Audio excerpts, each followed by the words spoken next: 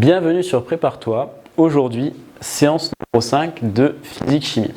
Alors pour cette séance, qui va être encore sur le thème de la mécanique, on va s'intéresser. Je vous avais demandé de regarder un petit peu pour cette semaine. Et on va faire une petite résolution de problème en mécanique, donc en longueur. Dans un premier temps, on va étudier le mouvement parabolique, donc conformément à ce qu'on avait vu la semaine dernière.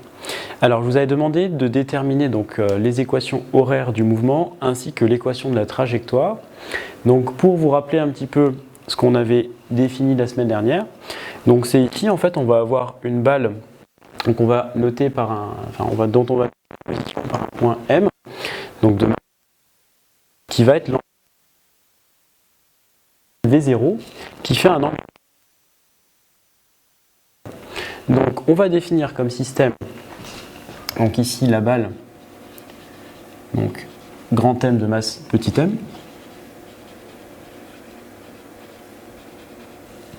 Le référentiel dans lequel on va faire l'étude, ça va être ici le référentiel du coup terrestre, qu'on va supposer galiléen.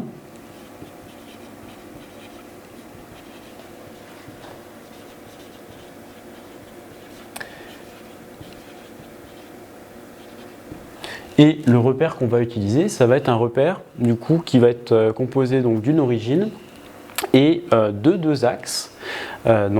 Pourquoi deux axes? Puisqu'on a un mouvement ici qui va être plan. On n'a aucune raison que le mouvement ne soit pas plan ici. Donc on va le noter. Donc R de O. Donc les deux vecteurs de la base qui va être associé au repère, ça va être ici donc les vecteurs I et J. Donc conformément à ce qu'on a représenté ici en vert. Alors, on va effectuer un bilan des forces. Ici, on va négliger tout frottement. Donc, hypothèse, on néglige tout frottement.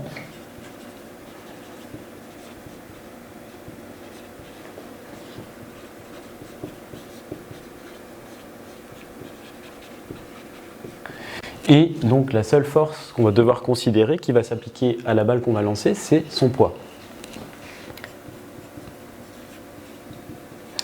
Donc le poids, on va le noter P. Et on sait qu'il va être égal à M fois le vecteur G, donc l'accélération de la pesanteur. Et ici, si je regarde, donc G, il est orienté dans le sens opposé à J. Donc on va se retrouver avec du moins M, G, selon J. Alors, déterminer les équations horaires, c'est-à-dire x de t ici et y de t, c'est déjà commencer par exprimer les composantes du vecteur accélération dans le repère R. Donc pour ce faire, on va utiliser la seconde loi de Newton.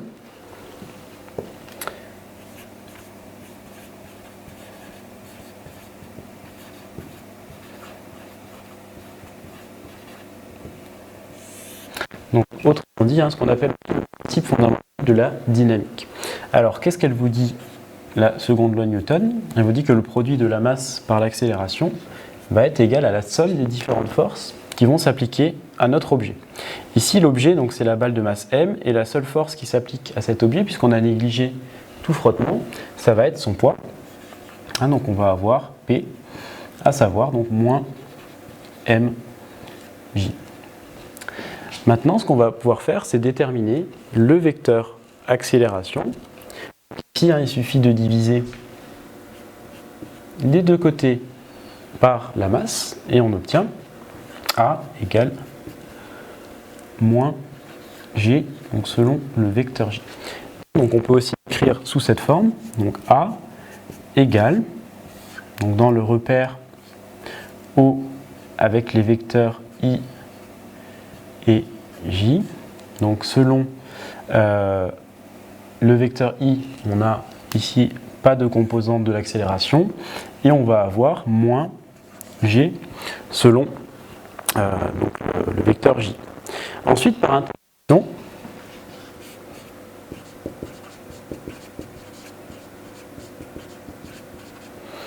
on va en déduire le vecteur vitesse. Alors, le vecteur vitesse, donc par intégration, ici on peut avoir, donc selon le vecteur i, puisque là on a 0, on va intégrer 0, donc on va avoir une constante. Donc ici, cette constante, on va la noter grand A. Moins qu'on a dérivé moins g fois t, hein, puisque l'accélération est la dérivée de la vitesse par rapport au temps. Et on a éventuellement une constante, hein, qui a disparu lors de la dérivation, que l'on rajoute ici. Alors maintenant, la question qu'on peut se poser, c'est que valent ces constantes? Pour ce faire, on va utiliser la condition initiale, qui est en fait ici, donc v à t égale 0 égale v0, qui est aussi égale dans le même repère à, donc v0 ici, il faut le projeter en i, donc ici on va avoir du v0 cosinus i, cosinus alpha, pardon, et donc selon j, ici on va avoir donc du v0 sinus alpha. Et si on utilise donc cette condition initiale, hein, on voit que la v0 cosinus alpha, et lorsque t égale 0, ici on a moins g fois 0, donc 0, et il nous reste b, et b, donc on peut identifier ça à v0 sinus alpha.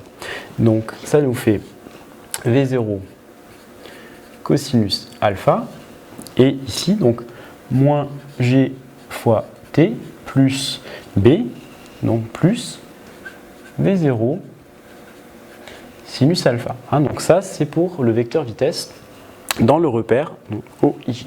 Maintenant, on va pouvoir déterminer les équations du mouvement, donc à savoir les équations horaires. Donc on a écrit ici l'expression du vecteur vitesse. Par intégration, on va pouvoir déterminer celle du vecteur position.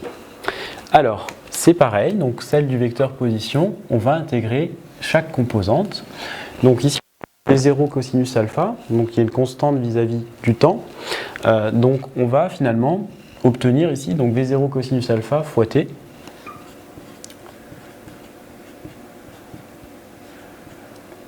Plus éventuellement donc une constante qu'on va noter c, hein, qui aurait disparu lors de la dérivation. Et pareil ici, donc on va avoir du v0 sinus alpha fois t, moins donc g fois t. Si on a g fois t donc pour la composante du vecteur vitesse, c'est que ici on avait du t carré, et comme on n'a pas un facteur 2 ici, en fait on avait g t carré divisé par 2, hein, pour que le 2 disparaisse lors de la dérivation. Plus ici une constante d. Alors, pareil, comment est-ce qu'on détermine ces constantes? Eh bien on utilise la condition initiale, hein, c'est-à-dire finalement l'expression du vecteur position à l'instant initial. Donc OM à l'instant t égale 0. Alors, ici, ce qu'on sait, c'est que on a une balle qui va partir de l'origine O, donc qui est définie par justement x égale 0 et y égale 0. Hein, donc on a ici le vecteur 0, 0. Donc si je regarde donc à t égale 0, on va se retrouver avec c. Par identification, c va être égal à 0. Et ici à t égale 0, on va avoir d qui va être égal à 0. Donc par identification, donc d égale 0. Et finalement, on peut éliminer les constantes. Et on va se retrouver ici avec v0 cosinus alpha fois t. Et ici, donc v0 fois sinus alpha fois t moins g fois t au carré, le tout divisé par 2. Alors ce qu'on vient d'obtenir finalement, c'est ce qu'on appelle les équations horaires.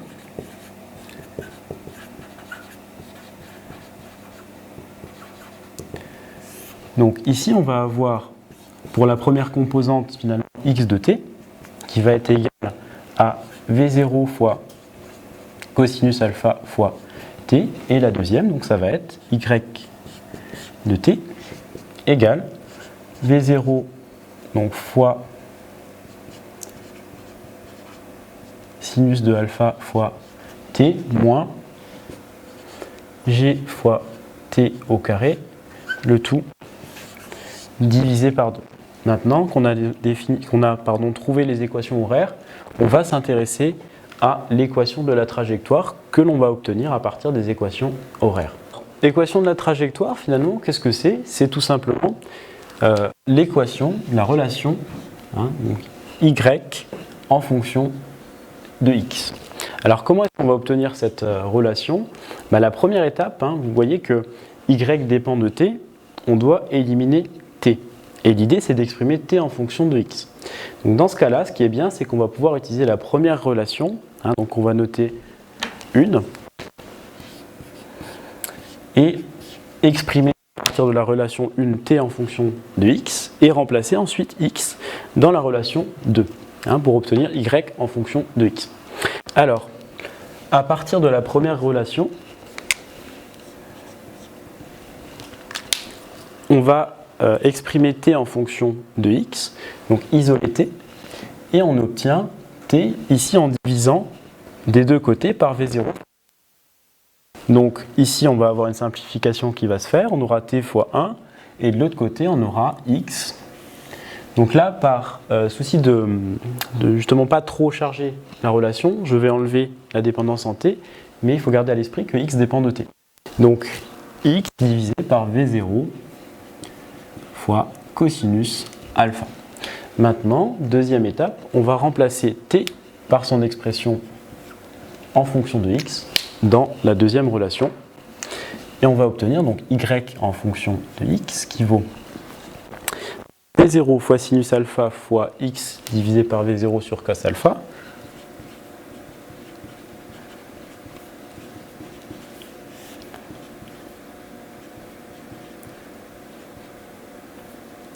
Et moins g sur 2 fois t au carré, c'est-à-dire x au carré divisé par v0 au carré fois cosinus alpha au carré.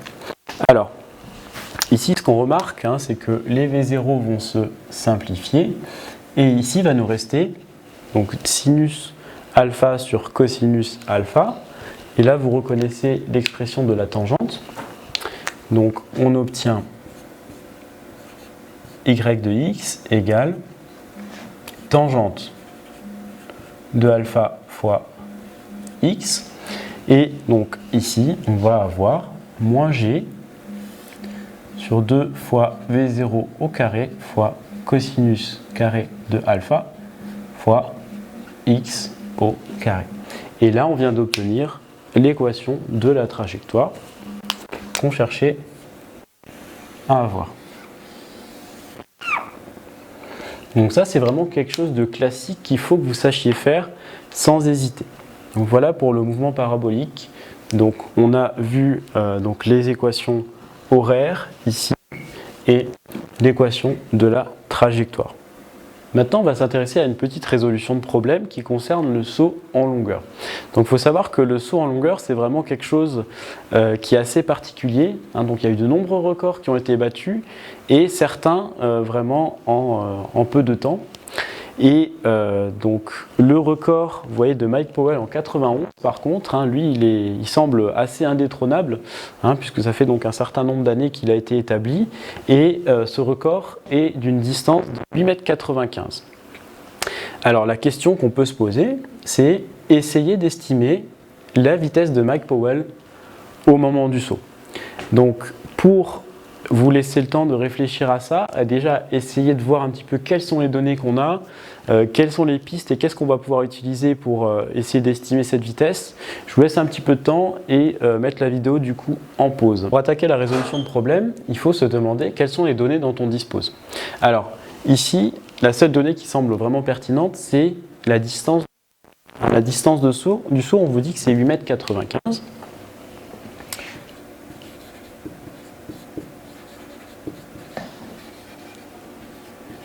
On va la noter D, donc 8,95 mètres. Et à partir de là, il faut essayer de trouver quelque chose qui nous aide pour avoir une idée de la vitesse. Alors, on peut se demander quel modèle physique peut-on utiliser. Eh bien, pour le saut en longueur, L'idée, c'est que vous avez une personne qui va courir et à un moment donné, la personne va sauter avec un certain angle et va avoir un mouvement qui va être parabolique, hein, comme ce qu'on vient de voir à l'instant. Donc, le cas du mouvement parabolique que nous avons utilisé à l'instant va bien se prêter à justement l'étude et la détermination d'une estimation de la vitesse de Mike Powell au moment du saut. Donc, on va partir sur un mouvement parabolique.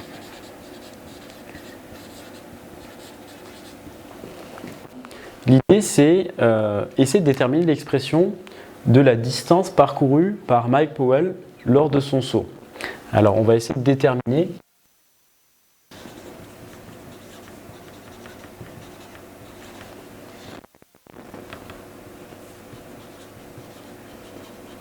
l'expression de D. Alors, pourquoi est-ce qu'on va essayer de chercher l'expression de D? Parce que vous allez avoir a priori une distance de saut qui va dépendre de la vitesse à laquelle la personne va sauter. Hein, donc, elle va être reliée à ce qu'on va pouvoir appeler V0, la vitesse de la personne qui saute. Alors, comment est-ce qu'on va déterminer D? On sait que dans le cadre d'un mouvement parabolique, donc là, si je reprends une partie du schéma de tout à l'heure, hein, donc on a une qu'on va pouvoir par exemple modéliser par son centre de masse qui va avoir un mouvement qui va être comme celui-ci. Vous voyez que ici, hein, donc la distance D, elle va être obtenue lorsque Y, donc Y de D, est nul, hein, c'est-à-dire que l'altitude de la personne est nulle. Donc, première étape, on va déterminer Y égale 0, et à partir de là, on en déduira la valeur de D. Pour faire ça, qu'est-ce qu'on va utiliser? On va utiliser l'équation qu'on vient de trouver à l'instant.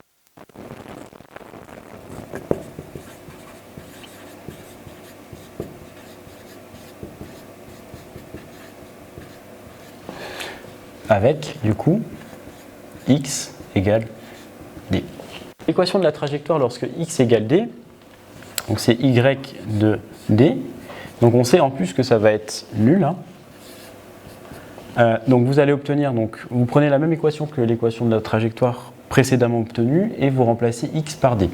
Donc on va avoir du tangente alpha fois t moins g sur 2 fois v0 au carré fois cosinus au carré de alpha fois d au carré. Vous voyez que ça c'est égal à 0, donc on va pouvoir faire une simplification avec les d ici. Hein, donc là vous avez du d, là vous avez du d carré, donc là vous pouvez enlever le d et il va rester du d. Donc ça, étant donné que c'est égal à 0, hein, ce qu'on va pouvoir faire, c'est passer donc vraiment cette partie de l'autre côté de la relation, et on va multiplier par l'inverse de ça, à savoir donc 2v0 carré fois cosinus carré de alpha divisé par g pour avoir l'expression de d. Donc si on fait ça, on obtient d égale donc 2 fois cosinus carré de alpha fois tangente de alpha fois v0 carré, le tout divisé par g. Alors qu'est-ce qu'on remarque ici? Bien, vous avez alpha ici qui va être égal à sinus alpha divisé par cosinus alpha, et vous voyez en fait apparaître une simplification. Comme vous avez du cosinus carré et que vous allez diviser par du cosinus alpha, il va vous rester ici du 2 cosinus alpha fois sinus alpha. Donc on va pouvoir écrire d comme ceci, d égale 2 fois cosinus alpha fois sinus alpha fois v0, donc le tout divisé par g. Et vous devez également savoir que 2 cosinus alpha sinus alpha, ça va être égal à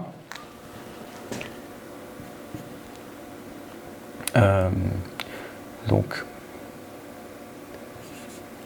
sinus de 2 alpha, donc fois V0 au carré divisé par G. Donc ça, c'est l'expression de D qui nous intéresse.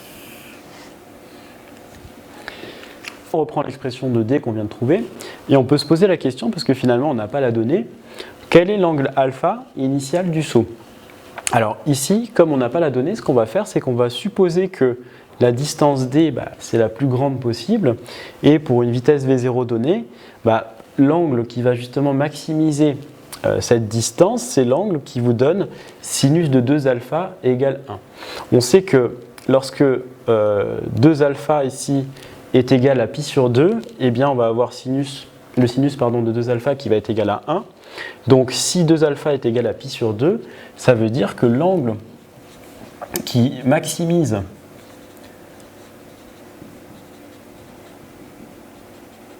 la distance D, c'est alpha égale pi sur 4, autrement dit 45 degrés. Voilà.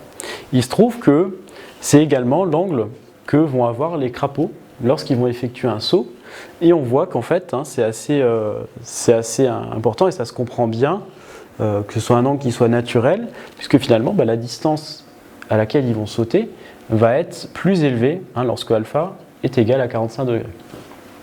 Alors une fois qu'on a ça, du coup avec cette simplification, cette hypothèse qu'on fait, avec donc 1 fois V0 au carré sur G, et vous voyez que finalement la vitesse V0, elle va être tout simplement égale à la racine de D fois G. À partir de là, il ne vous reste plus qu'à faire l'application numérique pour trouver V0.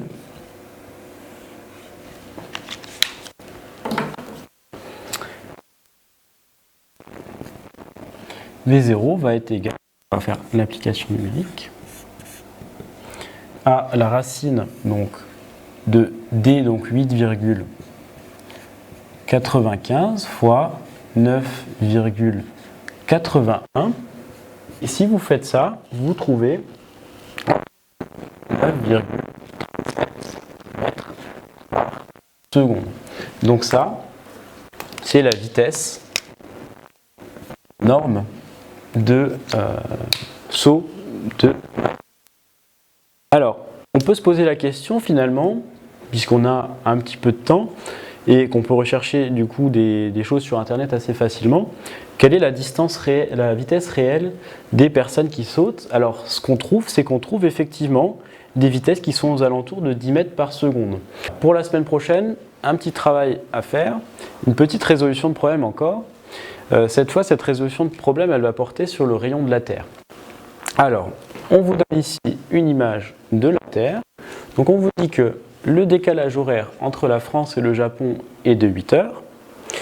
On vous dit également que pour relier donc, les villes de Tokyo et Paris, qui sont séparées donc, de 9700 km, il faut environ 12 heures en avion. Donc grâce à ça, il faut que vous estimiez quel est le rayon de la Terre. Voilà, donc donnez une petite estimation du rayon de la Terre grâce à tout ça. Merci pour votre attention. N'hésitez pas à poser vos questions en commentaire et à faire la petite résolution de problème pour la semaine prochaine. Et on se retrouve mercredi, donc le 15 novembre.